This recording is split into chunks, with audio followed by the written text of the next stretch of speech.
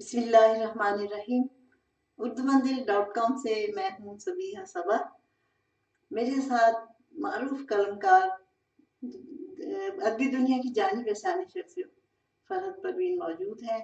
ان کے بارے میں جناب احمد ندیم قاسمی صاحب نے لکھا ہے، معلوم ہوتا ہے شدید حسیات، گہری انسانی ہمدردی، ہماگیر قوت مشاہدہ، فنکارانہ توازن افسانہ نگار فرحت پروین میں مجسم ہو کر رہ گئے ہیں۔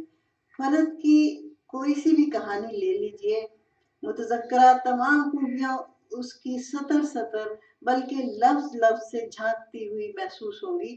خوشگوار حیرت ہوتی ہے کہ ایک خاتون جو برسوں سے امریکہ میں مقیم ہے، اردو افسانے کی تمام جہات سے پوری طرح آشنا ہے، اور جب کہانی لکھنے بیٹھتی ہیں تو اردو افسانے کی پوری صدی کی روایات کا ایک ایک گوشہ روشن ہو جاتا ہے۔ یہ رائے ہے جناب احمد ندیم قاسمی کی۔ اس کے علاوہ ایک فلم کا جشن وہاں UAE میں ہوا تھا، تو اس میں مجھے موقع ملا تھا ان پہ ایک نظم لکھنے کا، تو وہ میں نے جو ان کے بارے میں کچھ لکھا تھا وہ پیش کرنا چاہتی ہوں۔ خوشی کو بانٹ کر جس کو ملے تسکین وہ فرحت، ستارہ بن کے چمکے نام میں پروین وہ فرحت، بہت سادہ سی فطرت ہے بہت میٹھا سا لہجہ ہے، بہت سادہ سی فطرت ہے بہت میٹھا سا لہجہ ہے، کبھی باتیں بھی کرتی ہے بہت نمکین وہ فرحت، مناظر اور جذبوں کی یہ تصویریں بناتی ہے، مناظر اور جذبوں کی یہ تصویریں بناتی ہیں، جو تصویریں بناتی ہیں بہت نقشین وہ فرحت، کتابوں سے انہیں ہے عشق لفظوں سے محبت ہے، کتابوں سے انہیں ہے عشق لفظوں سے محبت ہے، خزانہ علم کا ہے باعث تسکین وہ فرحت، کبھی ہنس بول کر اپنے کسی دکھ کو چھپا لینا، کبھی ہنس بول کر اپنے کسی دکھ کو چھپا لینا، خوشی باہر سے ہے اندر بہت غمگین وہ فرحت، گلستانی ادب کی کر رہی ہیں آبیاری بھی، گلستانی ادب کی کر رہی ہیں آبیاری بھی، سجا کر پیش کرتی ہیں گل و نسرین وہ فرحت، اور وہ فرحت نہیں بلکہ یہ فرحت آپ سے ملواتی ہوں، بات کرتی ہوں۔ السلام علیکم۔ وعلیکم السلام۔ جی کیسی ہیں آپ؟ بالکل ٹھیک ہوں، جب تم ہو میرے سامنے تو میں بالکل ہی ٹھیک ہوں۔ چلے یہ تو اچھی بات ہے، دوستی پرانی ہے نا۔ بہت پرانی ہے اور دلی دوستی ہے، ہر ایک سے ایسے روح کے رشتے نہیں ملتے۔ ہاں جی، یہ تو بات صحیح کہہ رہی ہیں آپ۔ تو یہ آپ کا کب ہوا، آپ پہ کب منکشف ہوا کہ میں لکھ سکتی ہوں اور کتنا اچھا لکھ سکتی ہوں؟ ویسے یہ بالکل ہی اتفاق ہے، مجھے پڑھنے کا تو انتہائی شوق ہے، اتنا زیادہ کہ میں آج بھی کہتی ہوں کہ اگر مجھے کوئی کہے کہ پڑھنے اور لکھنے میں سے ایک چیز چن لو، میں ایک سیکنڈ ہی سوچوں گی میں پڑھنا چنوں گی۔ وہ تو عادت ہے نا آپ کی۔ جی ہاں، اور میں جو علم والے ہوتے ہیں ان سے متاثر ہوتے ہیں، جن کے جو مجھے لگے نا بہت تو مہربانی، کوئی ایسی علم والی نہیں ہوں، نہیں، لیکن مجھے تم پتا ہے آپ کا مطالعہ مشاہدہ بہت وسیع ہے، اور من لکھتی ہے آپ کی، اور کیا کہوں۔ تم آنکھ والی ہو نا، تم جانتی ہو، تو میں یہ بتا رہی ہوں کہ پڑھتی رہتی تھی، مجھے لکھنے کا نہیں تھا، تو میں خیال ہی نہیں آیا کہ میں لکھ سکتی ہوں۔ میں امریکہ گئی تو وہاں میں نے یہ دیکھا کہ سب پاکستانی لوگ گھر میں بھی انگلش بولتے ہیں، آپس میں بھی انگلش بولتے ہیں، تو مجھے بڑا دکھ ہوا۔ تو میں نے کہا میرے بچے پڑھتے تو یونیورسٹی میں، تو ان سے کہا، میں نے بچوں کو بلا لیتی تھی اکثر ہاسٹل میں، ان کے پاس ذرا بہت نہیں ہوتا، تو میں نے کہا بیٹا ہم بہت نالائق قوم ہیں۔ انہوں نے کہا کیوں آنٹی؟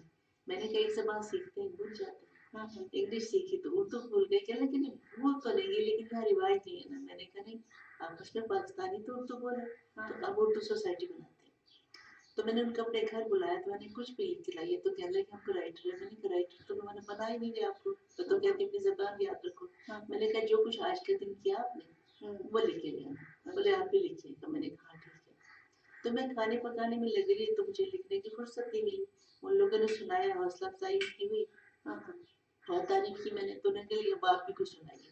میں نے کچھ نہیں لکھا تھا، میں نے کاپی اٹھا کے خالی ہی تھی کھول کے تو بولنا شروع کر دیا۔ اچھا، ہاں، تو بولا ایک واقعہ ہوا تھا کچھ دن پہلے، تو وہ ایک اسکنک میرے بچوں نے مارا تھا۔ اسکنک آپ کو پتا ہے، میں نے اس کو تشریح کرنی پڑتی ہے، وہاں گلہری کے سائز کا اسی کی شکل کا ایک چھوٹا سا جانور ہے۔ اچھا، लेकिन जब उसको महसूस हो कि मेरे लिए खतरा है, वो इतनी शदीद, इतनी बुरी बू छोड़ता है कि आप 1 मील के फासले से भी उसको बर्दाश्त मुश्किल से कर सकते हैं। वो उन्होंने मारा तो इतना, हर चीज़ की इतनी बू थी, तो मैं वो वाक़या ज़रा था भी ऐसा, तो मैंने वो बोल दिया।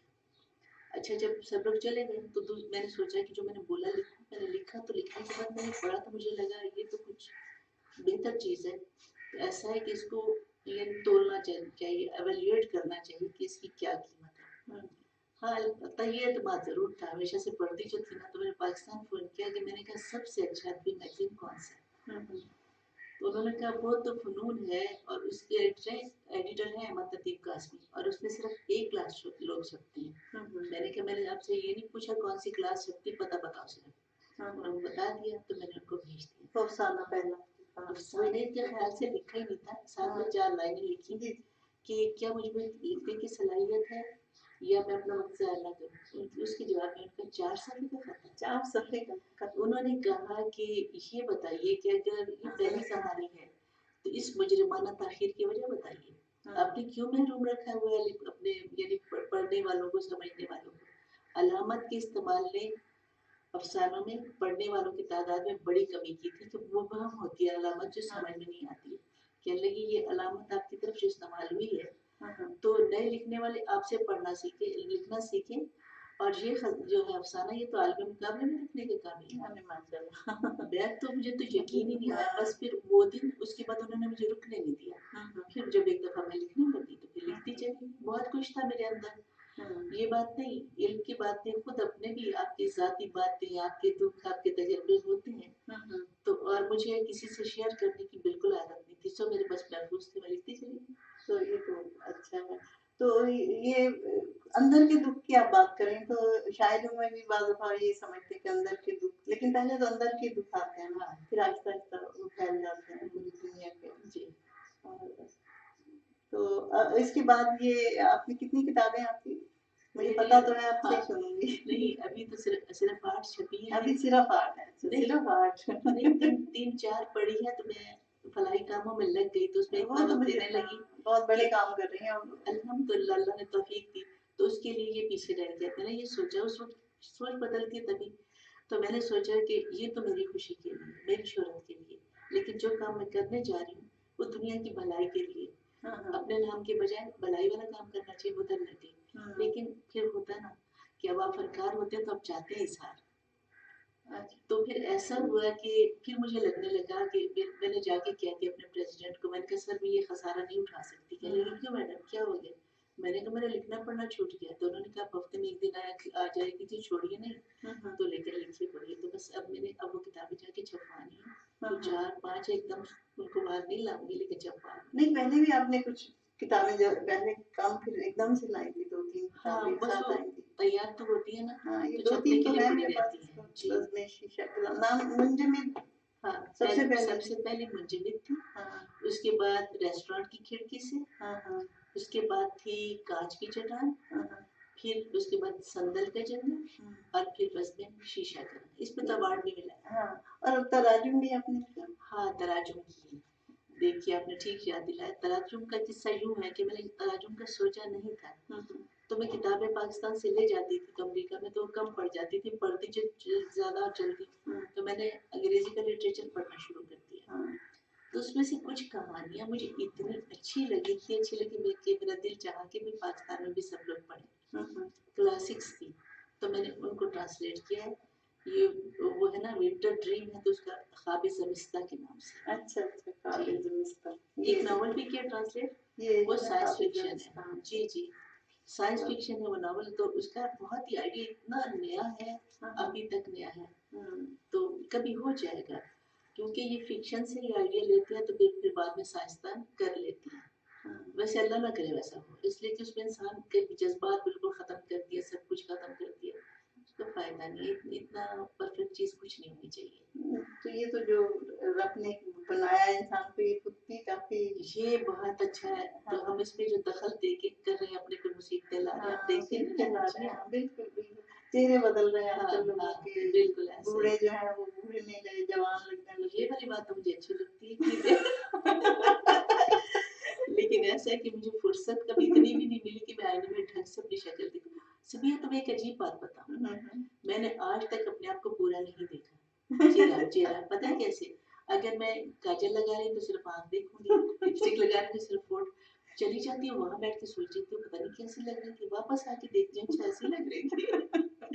तो ये लिखने वाले के या फनकारों की ये जो भी होता है, नहीं आप उनमें कुछ जुजियात बातें अजीब जो होती आपके हैं, ना जुजियात निगारी बहुत है बहुत ज्यादा है ना, तो वो इसलिए आप आँख देखते हैं। जब खुद को भी देखती हैं तो उसकी भी जुजियात में, लेकिन आपको पहचान बहुत है इंसानों की, मुझे ऐसा लगता है। हाँ, इंसानों की पहचान ही बड़ी बात है, लेकिन इसके मैं आपको बताऊं इसके बावजूद मुझे लगता है कि इंसान को देख के जो भी लिखने वाला है, तुम्हें भी जरूर होगी, उनको उनमें सिर्फ यही बात इजाफी होती है, उनका जैसे विजन बढ़ जाता है तो इंसान को देखते हैं तो पहचान लेते हैं, पता चल अंदर जैसे जान लेते हैं। लेकिन फिर भी कुछ इंसान ऐसे फनकार होते हैं कि नहीं पता लगने देते। खून चढ़ाया होता है। हाँ, तो मैंने उसके लिए एक शेर कहा था बड़े दुख से कि ये था कि उसको तो खोया सो खोया, उसको तो खोया सो खोया, खुद पे भरोसा खो बैठी। वाह वाह, उसको तो खोया सो खोया, खुद पे भरोसा खो बैठी, बहुत गुमा था अपने पर चेहरों की पहचान बड़ी थी। वाह वाह वाह। वैसे आप कुछ थोड़ी सी शायरी भी करते हैं? ये भी खैर उसका तो मुझे नहीं पता था एक कि किताब भी आ गई है वैसे हाँ उसकी। आ गई है और बहुत लिखी हुई है, लेकिन मैंने कभी समझा नहीं था हाँ ये। लेकिन आपको जो जो बड़ी आपकी पहचान है वो आपकी अफसाना मैं निगारी है। वही अफसाना निगार ये इत्तफाकन सरजद हो जाती सर है, दर्द हो जाती है वो तो शेर। फिर मैं वो लिख देती हूँ। फिर हाँ ये तो अच्छी नज़्मों बात की है। तरफ मेरा रुझान ज्यादा है, गज़लें मैंने कम नज़्में लिखी हैं। आपको बहुत अच्छी सी आती हैं, मैंने सुनी हुई है, तो आप एक कोई सुनाता करें नज़्म अगर कोई याद है कुछ भी। हाँ कोई आ जाए ज़बानी याद तो मैं सुना दूंगी, तब तक तो कुछ और पूछ लो। तुम्हारे पास नहीं है मेरी किताब गुफ्तगू? नहीं मेरे पास हैं किताबें, हाँ तो मैं लेकिन इसको वो पढ़ बस लेती जरा हूँ। हम लोग आप मसरूफ है ना यहाँ पे, आपको जी पता जी ही है जी। कि मैं किताब नहीं पढ़ती। एक है वो मुझे जो है ना बहुत पसंद है नज़्म। अब बहुत सारी मैंने लिख ली है, ज़ाहिर है आती है ज़हन में तो लिख लेती हूँ, लेकिन मुझे अब तक वो अच्छी लगती है। मुझसे पूछते हैं ना कि आपने ये तानीसी लिटरेचर लिखा है, तो मैंने कहा नहीं लिखा, लेकिन उसमें से एक तो नज़्में ऐसी जिसमें से आखिर तो औरत हूँ तो बीच में बात आ जाती है, तो ये एक नज़्म है, हवा शर्मा की कहती है। हवा शर्मा की कहती है। हाँ, हवा शर्मा की कहती है तो उन्वान है ना, ठहरो मुझे याद करना तो तुम और बात करो। हाँ हाँ हाँ याद आ गई। दरीचे पर है झुकाई, दरीचे पर है झुकाई, जो टहनी इश्क पेचा की, यही है बेल वो जिसको कभी तुमने लगाया था, यही है बेल वो जिसको कभी तुमने लगाया था। कहा था तुमने मैं एक दिन किसी सरसब्ज टहनी पर गुले ताजा की सूरत मुस्कुराऊंगा, तेरी खिड़की से झांकूंगा, तेरी नींदें चुराऊंगा। बस नादिश आ गई, नादिश आ गई, बोलती रहूं फिर भी। चलो आप देख ले लेते जरा सा। अस्सलाम वालेकुम। तो हमने तुम्हारी शहजादियां मांगी तुम्हारे पीछे। आप कंटिन्यू करें और डिस्टर्ब क्यों अपने आप को किया आपने? हाँ नहीं नहीं बैठ